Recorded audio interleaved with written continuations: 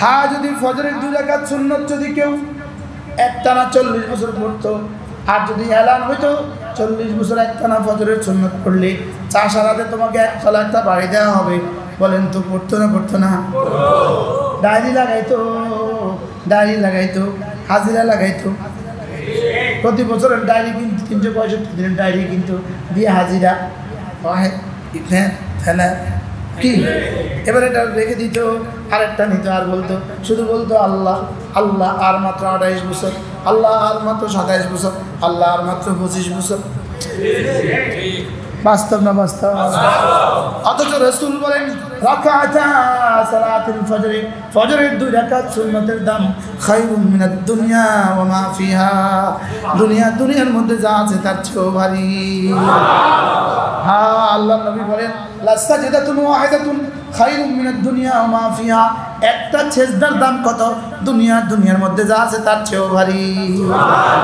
এবার আমি যেন বললাম, ইয়া রাসূলুল্লাহ, ফজরের 2 রাকাত সুন্নতের যদি এত দাম হয়, ফজরের 2 রাকাত ফরজের দাম কত?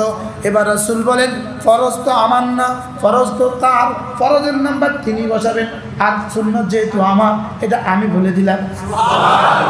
হ্যাঁ, তবে শোনো, ফজরের নামাজের ফরজ যে পড়বে, মান সাল্লা সালাতাল ফজরে, যে ফজরের নামাজ পড়লো, ফজরের ফরজ যে পড়লো, ফাহুয়া ফি জিম্মাতিল্লাহ, সে আল্লাহর জিম্মাতে ঢুকে গেল।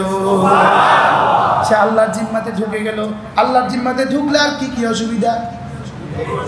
হ্যাঁ, আচ্ছা, দারোগা যদি চোরকে খোঁজে দারোগা, লেকিন দারোগা ম্যানেজ করে ওসি সাহেবের ঘরে ঢুকে গেছে, এবার দারোগা তাকে পায় কোথায়? হ্যাঁ, ওসি সাহেব তারে খোঁজে, এবার যদি চোরা যদি এসপি সাহেবের ঘরে ঢুকে যায় ম্যানেজ করে, এবার তারে কোথায় পাবে? হ্যাঁ, এসপি সাহেব খুঁজে ডিআইজির ঘরে যদি ঢুকে যায়, এবার কোথায় পাবে? ডিআইজি খুঁজে আইজির ঘরে ঢুকে যায়, এবার কোথায় পাবে? তাহলে বলেন, আল্লাহর ঘরে যে ঢুকে গেল, ফাহুয়া ফি জিম্মাতিল্লাহ, আল্লাহর জিম্মাতে যে ঢুকে গেল, তারে আর করোনা পায় কোথায়? তারে আর আযাবে পায় কোথায়? তারে আর শয়তানে পায় কোথায়? তারে আর নফসে পায় কোথায়? আল্লাহ কি ভাই, মান সাল্লা সালাতাল ফজর ফাহুয়া ফি জিম্মাতিল্লাহ, আল্লাহর নবী বলেন যে ফজরের নামাজ জামাতে শরীক পড়লো, আল্লাহর জিম্মাতে ঢুকে গেল। আল্লাহর জিম্মাতে যে ঢুকে গেল, অর্থ কি? জাওয়ামিউল কালিম মুহাম্মাদুর রাসূলুল্লাহ সাল্লাল্লাহু আলাইহি ওয়াসাল্লামের এক শব্দের ওজন কত? ফাহুয়া ফি জিম্মাতিল্লাহ, যেন আল্লাহ বলেন যে আমার জিম্মাতে ঢুকে গেল, তার রিজিকের জিম্মাদার আমি, তার ঘরের জিম্মাদার আমি, তার থাকার জিম্মাদার আমি, তার বিবির জিম্মাদার আমি, তার সন্তানদের জিম্মাদার আমি, তার হায়াতের জিম্মাদার আমি, তার মওতের জিম্মাদার আমি, তার কবরের জিম্মাদার আমি, তার হাসরের জিম্মাদার আমি, তার ফুলসরাতের জিম্মাদার আমি, তাকে জান্নাতে দিয়ে দেওয়ার জিম্মাদার আমি। এক শব্দে কি বুঝালো বলেন? পড়বো ইনশাআল্লাহ ফজর নামাজ জামাতের সাথে। কি পরিমাণ তাহরিক আর আন্দোলন উঠানো উচিত যে আমরা এই সমাজের 10 জন মানুষ জমা হয়ে চলো আমরা ফজরের তাহরিক তুললাম, আমরা ফজর ছাড়বো না। কি হয়? এজন্য ফজর নামাজের তাহরিকে সালাতুল ফজর, ফজর নামাজ পড়ার তাহরিকের একটা আন্দোলনের আমি সভাপতি, আমি সেক্রেটারি, আমি সদস্য। কি বলেন? আপনার জায়গাতে আন্দোলন তুলেন। আন্দোলনের নাম কি? তাহরিকে ফজর। বলেন অর্থ কি? ফজর নামাজ পড়ার কি আন্দোলন। এই আন্দোলনের সভাপতি কে হবে? আমি। সেক্রেটারি কে? আমি। সদস্য কে? আমি। ব্যাস। কি হয়? আল্লাহ নবী বলেন, কোনো মানুষ যদি ফজরের সময় নিজে উঠে তারা হলো আয়ালকে জাগায়, বিবি বাচ্চাকে বলে উঠো উঠো উঠো, রব্বুল আলামিন রাসূল বলেন আল্লাহ তাআলা তখন এই কথা শুনে মুস্কি মুস্কি হাসে। ওর কাছে কি ভালো লাগে না? এই মুহূর্তেও ভালো লাগে। এই মুহূর্তেও ভালো লাগে। পড়বো তো আজকে থেকে ফজরের নামাজ। শুধু ফজরই পড়বেন, বাকিগুলো ছেড়ে দিবেন? নিশ্চিত থাকেন, ফজরের নামাজ পড়লো যে বাকি কোনো নামাজ ছুটবে না তার। কি? ফজর নামাজ যে পড়ে আর বাকি নামাজ কি ছুটে না, যার বাকি নামাজ কি আর? আল্লাহ রাসূল বলেন, দুটো নামাজ মুনাফিকের জন্য বড় ভারী, মুনাফিকের জন্য বড় শক্ত। আয়েশার নামাজ এবং ফজরের নামাজ মুনাফিকের জন্য বড় শক্ত। তাহলে পরীক্ষা এত কঠিন হয় না যে ভালো শিক্ষার্থীও পারে না, আর এত সহজ হয় না যে পড়ে না সেও পারে।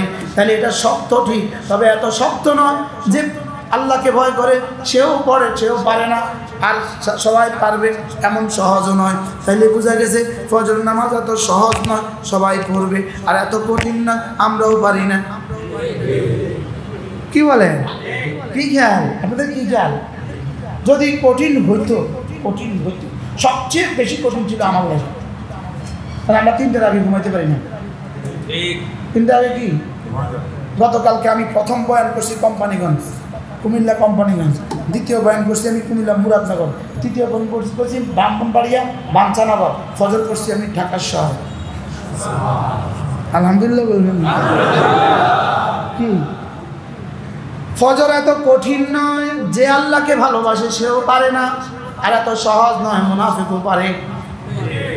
তাহলে ফজর যে পড়ে না, ইনার ইমানের ব্যাপারে সন্দেহ আছে। আপনারা ঠিক না করলেও ঠিক, আপনারা তো ঠিক বলেন নাই, না করলেও ঠিক। কি বলছি কন? ফজর যিনি পড়ে না বলেন তার ইমানের সমস্যা আছে। তার ইমানে কি সমস্যা আছে? আদমশুমারিতে সে মুসলিম, এখানে আর শাহিমের গায়ে অন্য কিছু লেখা আছে। ঠিক না করলেও ঠিক। কি বলছি, মনে হয় কথাটা শক্ত হয়ে গেছে।